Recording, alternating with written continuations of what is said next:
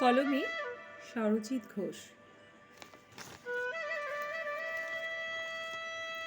মানুষের প্রতি আগ্রহ কমাতে শিখেছি, গুরুত্ব না পেলে গুরুত্ব না দিতে শিখেছি, মুখের উপর না বলতে শিখেছি, কেউ ভালো না বাসলেও দুঃখ না পেতে শিখেছি, কেউ অবহেলা করলে তাকে উপহাস করতে শিখেছি, মিথ্যে বলছে জেনেও মিথ্যেটাকে সত্যের মতন করে শুনতে শিখেছি,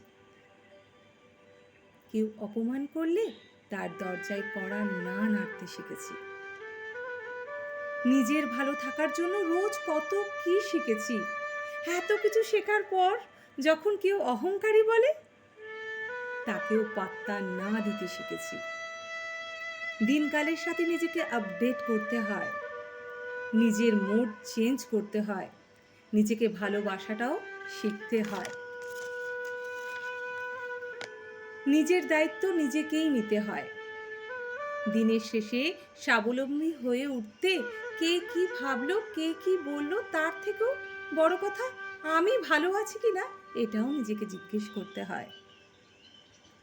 যদি উত্তরে হ্যাঁ আসে তাহলে যেমন আছেন তেমনই থাকুন। যদি না আসে তাহলে নিজেকে আপডেট করার জন্য উপরের কাজগুলো করুন। একটি শান্তি প্রিয় জীবন আপনার প্রাপ্য, সেটা থেকে নিজেকে বঞ্চিত করবেন না।